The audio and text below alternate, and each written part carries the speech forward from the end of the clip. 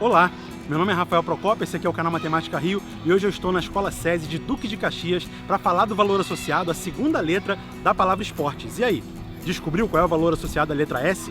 Quer saber mais? Vem comigo!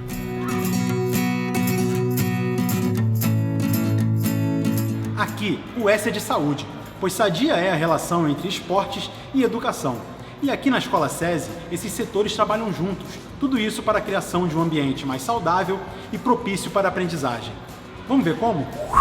Eu estou aqui com a diretora da escola, que é a Marcília, e ela vai contar pra gente como é esse relacionamento entre os setores de saúde e de educação aqui no SESI Duque de Caxias. Na verdade, assim, quando nós percebemos a necessidade de trazer o assunto para dentro da escola do combate ao mosquito, eu me lembrei, rapidamente que nós não trabalhamos sozinhos como escola SESI. A gente tem um setor na unidade, que é um setor de saúde, que nós já temos uma parceria com o programa Saúde Nota 10. E então, rapidamente, eu consultei, busquei no Sandro uma nova vertente de parceria, através desse assunto. Então, Sandro, me ajuda aí, a gente precisa sensibilizar a equipe escolar com relação ao combate ao mosquito, e prontamente ele veio com algumas sugestões, porque ele fora do SESI também tem um contato com a Secretaria Municipal de Saúde. Então fica muito rico, a escola não é sozinha nessa unidade, ela pode contar com outros parceiros, e nesse momento o grande parceiro é o nosso setor de saúde. Doutor Sandro, no texto da atividade desse mês do SESI Matemática, está na descrição do vídeo para você fazer o download, tem uma frase do Dr. Laí Ribeiro, que é muito boa, que ele fala que aquele que não tem tempo para cuidar da saúde vai ter que arrumar tempo para cuidar da doença. Então fala pra gente sobre a importância da precaução e da conscientização de toda a comunidade escolar nesse contexto.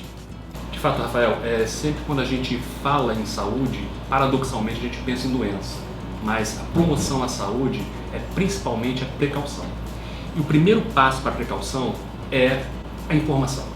É nesse sentido que esse projeto do SESI vem contribuir. A gente tem o intuito de instruir o aluno, para que ele seja um elemento multiplicador, atuando tanto no ambiente familiar quanto na vizinhança. Dessa forma a gente acredita que a gente vai estar contribuindo para diminuir o mosquito, para eliminar o mosquito e também ensinar um pouco de cidadania para essas crianças. Obrigado, doutor Sandro, Marcília. Essa parceria ela é de fato muito importante, porque esse mosquito está tirando o sono dos atletas que vão participar dos jogos. Inclusive tem uma matéria que saiu recentemente agora na mídia. Qual é o tamanho da ameaça do Zika vírus para os Jogos Olímpicos de 2016? Agora, vamos mais a fundo nesse assunto com o Dr. Paulo Gadelha, presidente da Fundação Oswaldo Cruz. Vamos lá? Então eu estou aqui com o Paulo Gadelha, vou perguntar para ele qual é a chance de o mosquito Aedes aegypti, de fato, atrapalhar o Rio de Janeiro aí na execução dos Jogos Olímpicos de 2016. Olha, se nós não fizermos uma atuação muito intensa, e nós estamos fazendo, poderíamos ter uma situação muito crítica. Primeiro, há um dado que ajuda, porque na época da Olimpíada é onde você tem uma temperatura mais amena e onde você tem menos chuva, são as condições para proliferar o Aedes aegypti. Mas é preciso fazer um esforço muito grande, porque mesmo em concentrações pequenas, a gente sabe que há a possibilidade de transmissão de dengue, chikungunya e zika. E esse esforço grande, então, ele passa muito pela escola também, E a gente sabe que a Fiocruz ela se preocupa muito com esse lance da pesquisa, com essas doenças todas tropicais que a gente tem aqui no Brasil. Como o senhor acha que a escola pode trabalhar isso com os alunos para que a gente consiga, talvez não eliminar, mas sanar bastante esse problema do Aedes aegypti?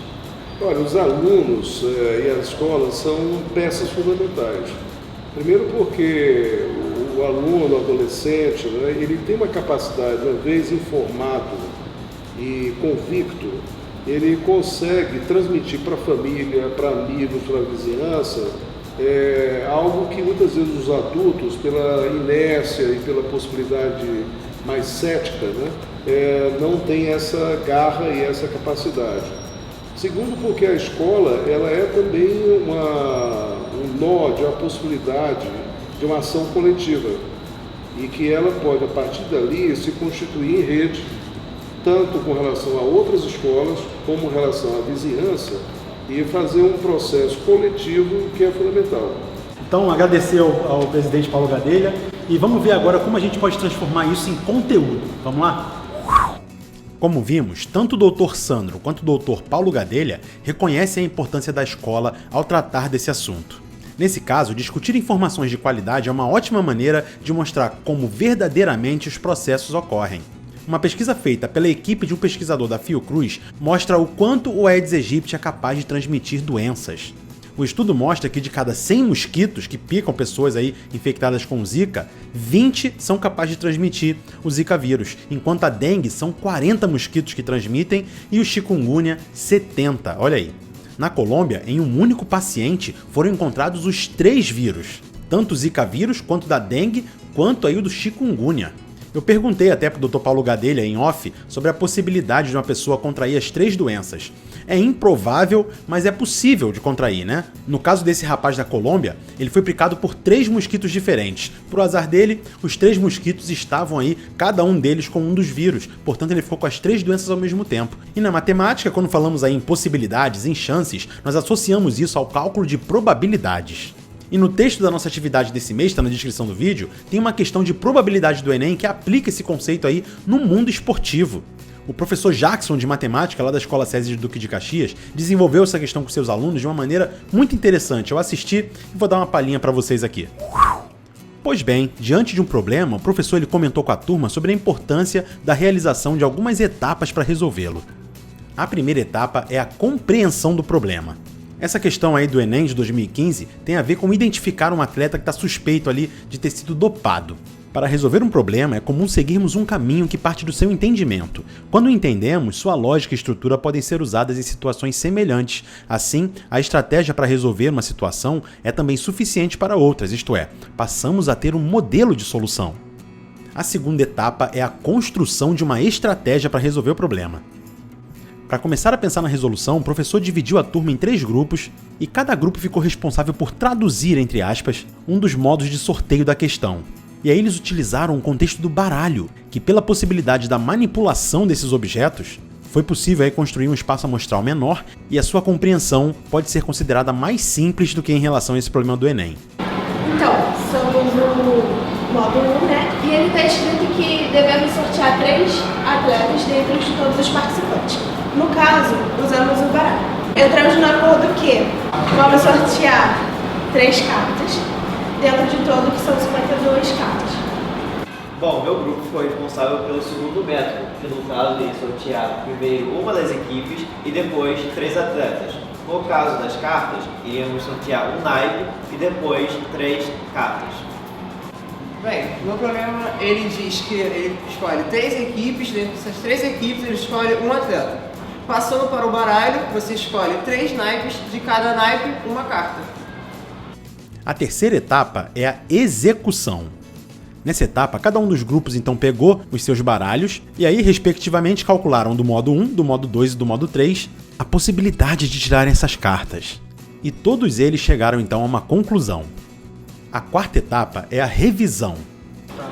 3 vai ser o número de cartas para ser selecionadas. Beleza, e o 52 ali no caso, que é o denominador? 52 seria o total de cartas a ser selecionadas. Que é o nosso espaço amostral, beleza?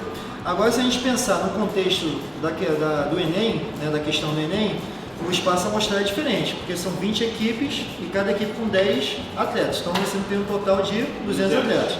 Então, se você pensar naquela questão, qual seria a resposta? Seriam todos iguais também? Ou teria diferença? Todos iguais. E qual seria o resultado? Ali deu 3 sobre 52. Na questão dos atletas ficaria o quê? 3 sobre 200. 3 sobre 200, beleza? E aí, perceberam como a matemática transita em diversos cenários? O mesmo conteúdo foi usado em situações diferentes, o que reforça sua importância. Então, seja no combate ao mosquito ou na medicina esportiva, o estudo de probabilidades ajuda no entendimento dos processos para que decisões melhores possam ser tomadas. Abordagens como a utilizada pelo professor Jackson contribuem para a construção de um ambiente ainda mais saudável em nossas escolas. E caso você também tenha uma ideia como essa, não deixe de compartilhar com a divisão de matemática do programa. É só enviar um e-mail: sesimatematica@firjan.org.br. E aí, gostou da atividade? Esse foi o segundo vídeo da série SESI Matemática e os valores atribuídos aí à palavra esportes. Fique ligado que logo logo teremos o nosso próximo vídeo. Já vá pensando qual é o valor associado à letra P, que é a terceira da palavra esportes. Você não está sozinho, nós estamos contigo. Até os próximos vídeos.